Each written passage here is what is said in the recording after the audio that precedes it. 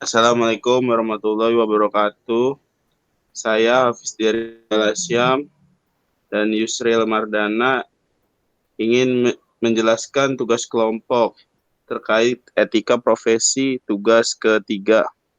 Ya, lanjut slide-nya. Software engineer yang bertugas melakukan analisa, membuat rekayasa, menyusun spesifikasi, mengimplementasikan dan memvalidasi suatu rancangan sistem perangkat lunak untuk menjawab suatu permasalahan. Next.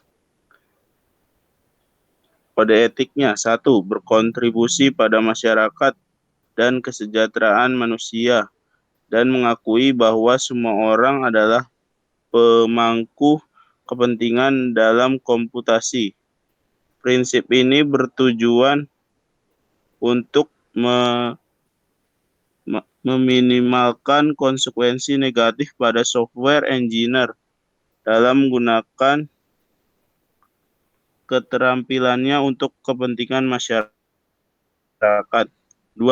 Menghindari bahaya untuk meminimalkan kemungkinan merugikan orang lain secara tidak langsung atau tidak sengaja. Contohnya Anda seorang software engineer yang membuat sistem, maka Anda harus mengetahui dan melaporkan resiko-resiko apa saja yang dapat menyebabkan kehilangan informasi atau sumber daya dan itu berbahaya untuk pengguna, masyarakat, atau pekerja. 3. Jujur dan terpercaya. Seorang software engineer harus transparan dalam memberikan pengungkapan penuh tentang semua kemampuan sistem terkait keterbatasan sistem dan potensi masalah kepada pihak yang tepat. 4. Menghormati dan menghargai setiap ide, karya, maupun penemuan seorang software engineer. Harus menghormati hak cipta, hak paten, rahasia dagang, perjanjian lisensi, dan metode lain untuk melindungi karya pencipta. 5. Menciptakan peluang bagi anggota organisasi atau kelompok untuk tumbuh sebagai profesional. Setiap pengusaha profesional harus mementingkan peluang pendidikan untuk semua anggota organisasi dan kelompok. Para pemimpin software engineer harus memastikan bahwa peluang tersedia bagi para software engineer untuk membantu mereka meningkatkan pengetahuan dan keterampilan mereka dalam profesionalisme, praktik etika, dan spesialisasi teknis mereka. Ya, bisa dilanjut oleh Yusril. Ya, baik. Sistem analis, pekerjaan yang termasuk dalam tim engineering. Posisi ini bertugas untuk melakukan analisis, rancang, dan mengimplementasikan sistem. Ia bertanggung jawab atas hasil yang ingin dicapai perusahaan dalam hal IT.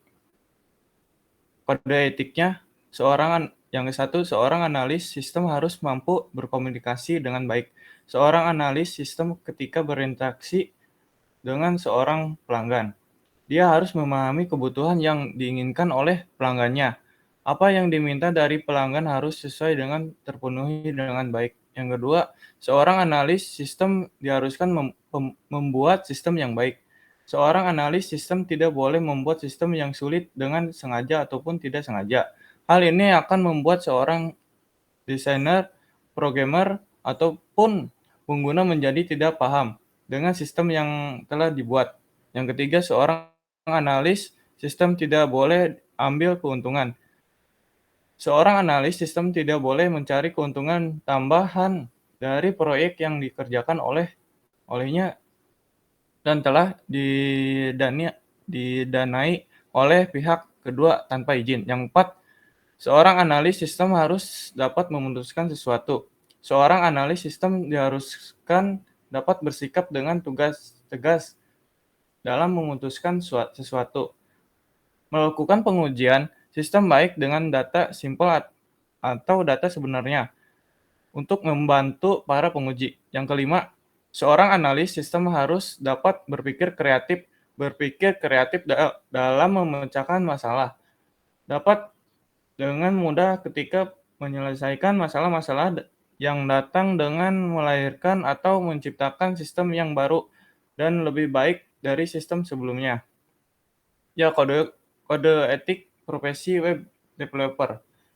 Yang satu, reliability atau reliabilitas. Seorang web developer memiliki kewajiban untuk memastikan bahwa proyeknya bisa selesai dan bisa digunakan oleh kliennya. Apabila seorang web developer memiliki keraguan atas kemampuannya menyelesaikan sebuah proyek, ia wajib menginformasikan hal tersebut di awal pengerjaan. Adalah pelanggan etika yang sangat buruk apabila proyek yang belum rampung ditinggalkan oleh sang developer. Yang kedua, confidentiality atau kerahasiaan. Dalam sebuah proyek website, seorang web designer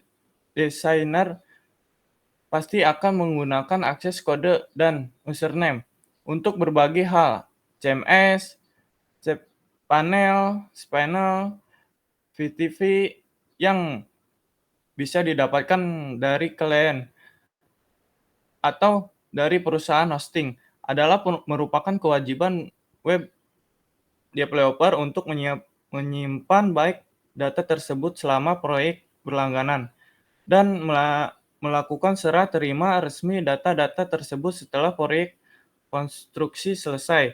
Atau kalau misalnya kliennya lupa, tinggal minta ISP untuk riset. Yang ketiga, usability atau kedaya gunaan. Sebuah website harus dibuat supaya useful atau berguna, bukan terserah keinginan kliennya.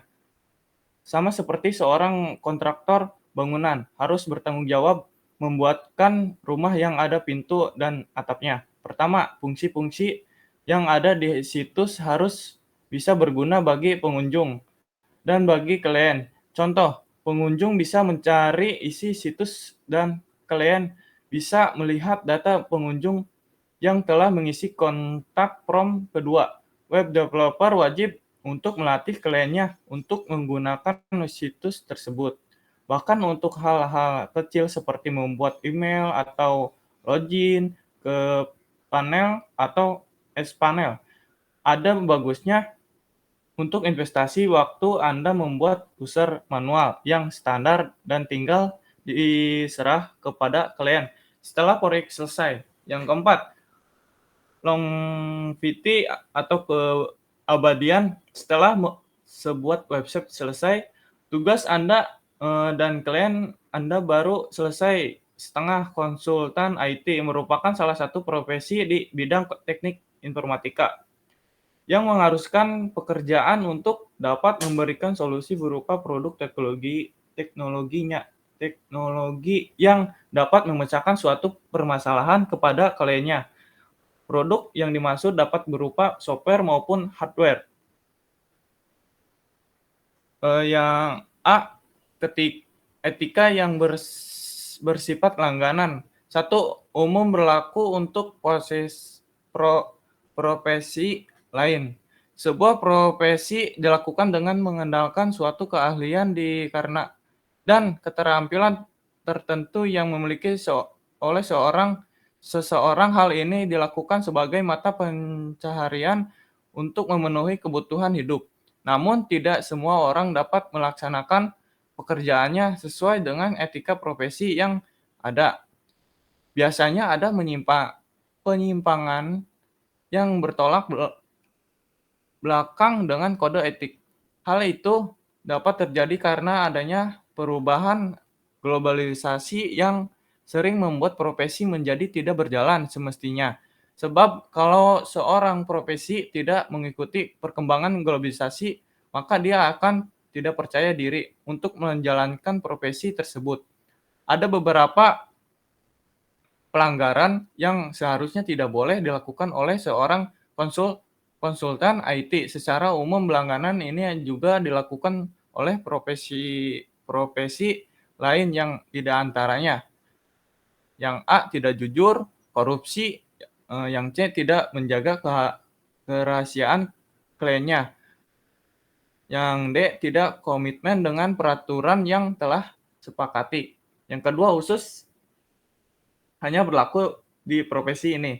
Konsultan IT biasanya dapat disewa ketika perusahaan mungkin tidak memiliki siapapun di step yang mampu memecahkan masalah tertentu dalam perusahaan mereka.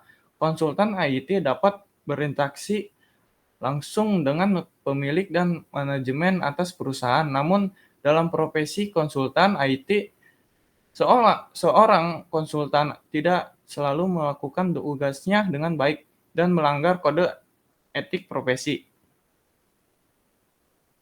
Thank you. Ya, sekian dari saya, Hafiz Diar Asyam dan Yusril Mardana. Assalamualaikum warahmatullahi wabarakatuh.